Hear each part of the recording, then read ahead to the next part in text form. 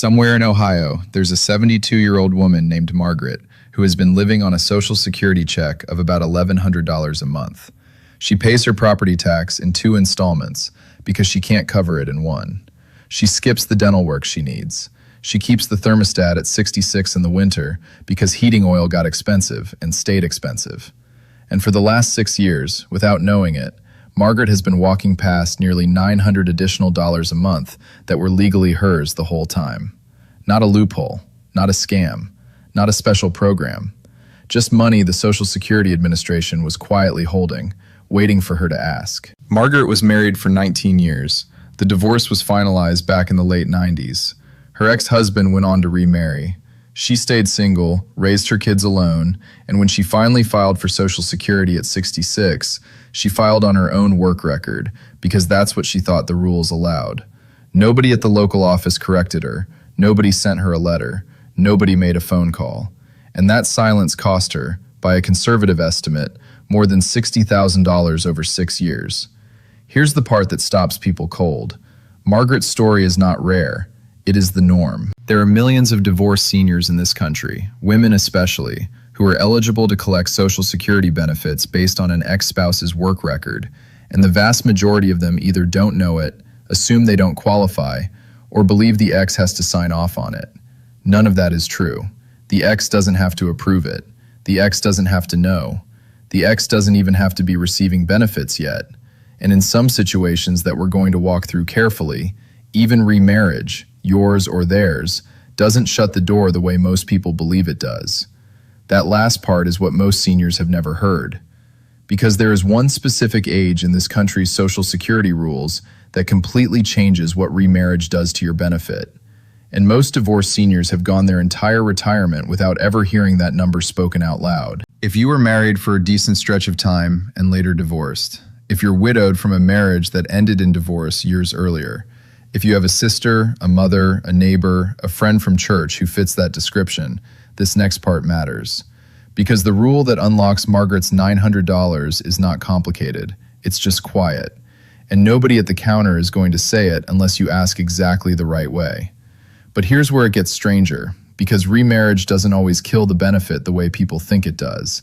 And to understand why, we have to start with the one rule that opens every other door. The first door in this entire system is a number, 10 years. That's the marriage length the Social Security Administration uses as its baseline gate for divorced spouse benefits. If your marriage lasted at least 10 years before the divorce was finalized, you have already cleared the biggest hurdle most people never make it past. 9 years and 11 months does not qualify. 10 years and 1 day does. It is that literal. And here's the part that catches people off guard. That marriage doesn't have to be your most recent one. It doesn't have to be the one people in your life still remember.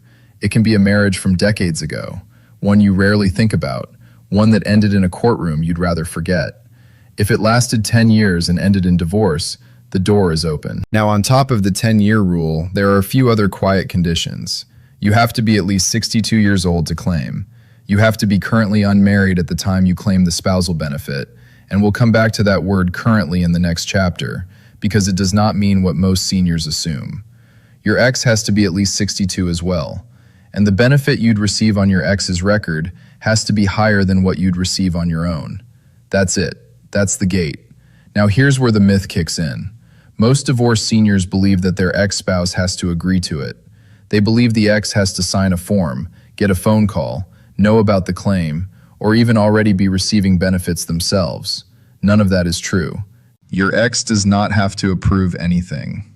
Your ex does not have to know you filed. Your ex does not have to be collecting Social Security yet. As long as your ex is at least 62 and eligible, and you've been divorced for at least 2 continuous years, you can file on their record independently. The Social Security Administration does not notify them. It does not send them a letter. It does not affect their benefit by a single dollar. Their check stays exactly the same. Their new spouse's check, if there is one, stays exactly the same. The money you collect does not come out of their pocket. It comes out of the same federal system that has been holding it for you. Let that sit for a moment. Because a lot of people have avoided even asking about this for years, sometimes decades, out of pride, out of pain, out of not wanting to stir up an old wound. And the truth is, they never had to. The ex is not part of the conversation. The ex doesn't even have to know it happened. So far, this sounds simple. It stops sounding simple the moment remarriage enters the picture. Here's where almost everyone gets the rule backwards.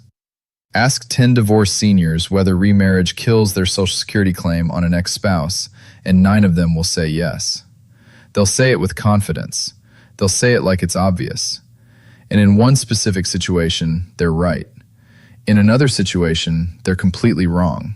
And the difference between those two situations can be worth hundreds of dollars a month for the rest of a person's life. Let's separate them carefully, because this is the part most seniors have never had explained clearly. Situation 1. Your ex-spouse is still alive. You want to claim the divorced spousal benefit. That's the one worth up to half of what your ex is entitled to. In this situation, if you remarry, the door closes. As long as you are married to someone new, you cannot collect the spousal benefit on your ex's record. If that new marriage later ends, through divorce or death, the door can open again. But while you're married to someone else, the ex-spousal benefit is off the table. That's the rule most people are thinking of when they assume remarriage kills everything. But that's only half the story. Situation 2. Your ex-spouse has passed away. Now you're not looking at a spousal benefit anymore. You're looking at a survivor benefit, and survivor benefits play by a completely different rulebook. And this is the number that most seniors in America have never heard spoken out loud. Age 60. If your ex-spouse has passed away and you remarry after the age of 60, that remarriage does not disqualify you from collecting survivor benefits on your deceased ex's record. Read that again. If you remarry at 61, at 65, at 72, the survivor benefit on your ex is still available to you. The system built that exception in on purpose, decades ago, because Congress recognized that older Americans shouldn't have to choose between companionship in their later years and the survivor income they earned through a long marriage. And almost nobody knows this rule exists. Think about what that means practically. A woman named Carol, widowed by an ex-husband she divorced 30 years ago, remarries at 63 to a nice man from her church. Under the rule most people assume, she'd be locked out of anything from her first marriage forever. Under the actual rule, she can still file for survivor benefits from that first husband's record. And if his benefit was higher than her current husband's or higher than her own, she should be filing on it. The same works in reverse for widowers. It's not a gendered rule, it's an age rule. Age 60 is the threshold. Before 60, remarriage generally closes the survivor door. At 60 or after, it stays open. And this is where the money starts getting bigger, because survivor benefits pay differently than spousal benefits, and the gap between them is not small. There are two completely different doors in this part of the Social Security system, and the checks behind them are not the same size. If you don't know which door you're standing in front of, you can leave hundreds of dollars a month on the table without ever realizing it. Door number 1 is the divorce spousal benefit. This is the one you can claim while your ex-spouse is still alive. The maximum it pays is up to 50% of your ex's full retirement benefit, what the Social Security Administration calls their primary insurance amount. So if your ex-husband or ex-wife was entitled to a benefit of $2,400 a month at their full retirement age, the maximum divorce spousal benefit you could receive is roughly $1,200. That's the ceiling. And there's a catch. If you claim before your own full retirement age, that number gets reduced, sometimes significantly. Claim at 62, and you might see closer to $700 or $800 instead of $1,200. That reduction is permanent. It follows you for the rest of your life. Door number 2 is the divorce survivor benefit. This one opens after your ex-spouse has passed away, and this door pays a different number entirely. The survivor benefit can be worth up to 100% of what your deceased ex was actually receiving at the time of their death, not 50%, the whole thing.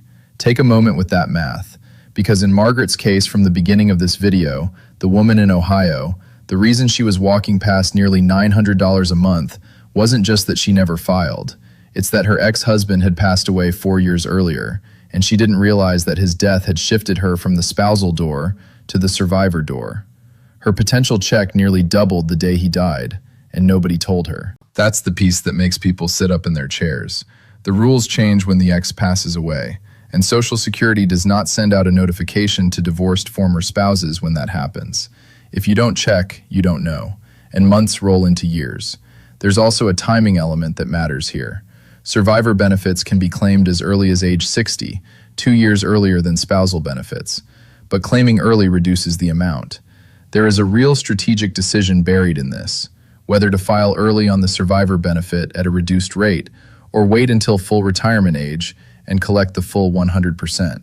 For some seniors, taking it at 60 and letting their own retirement benefit grow until 70 is the smarter play.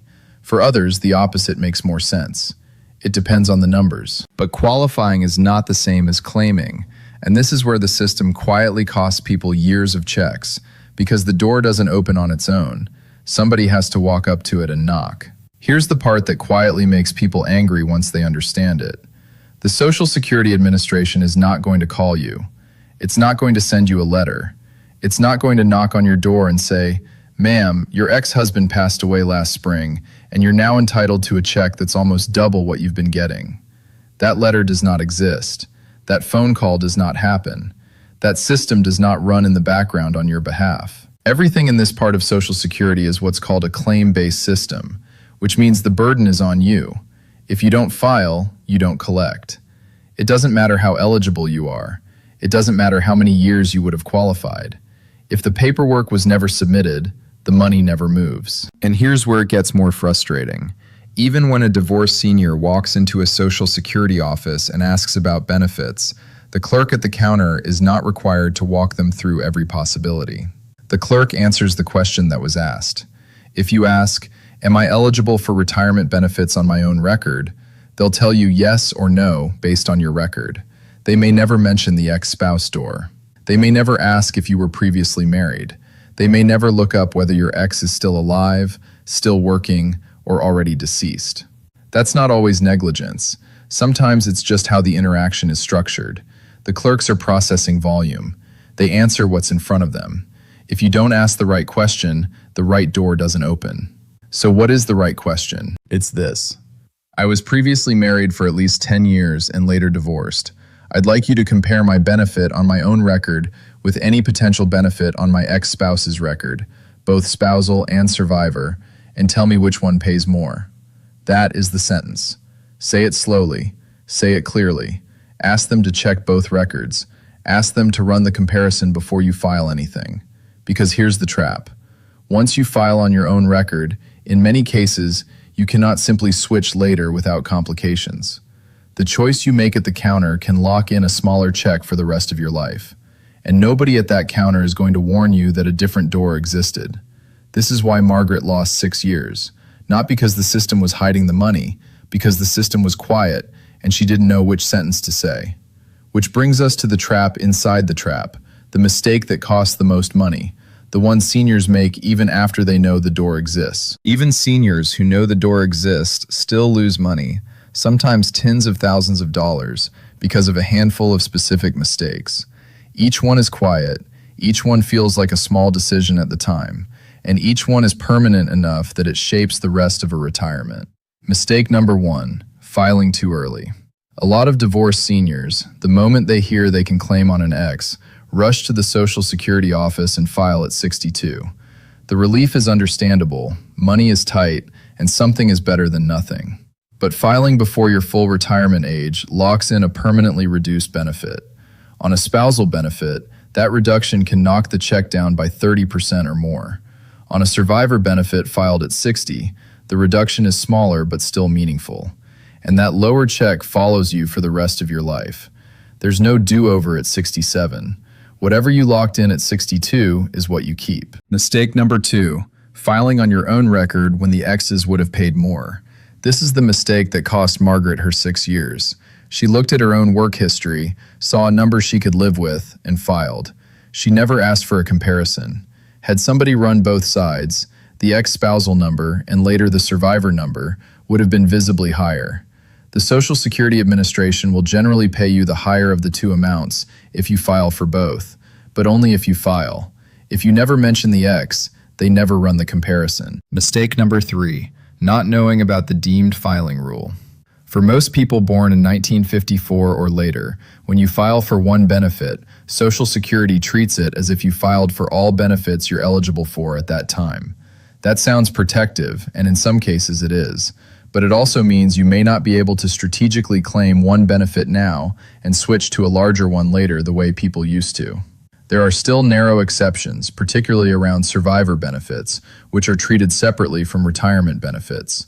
But the strategy needs to be understood before you walk in, not after. Mistake number 4, not checking survivor eligibility when an ex passes away.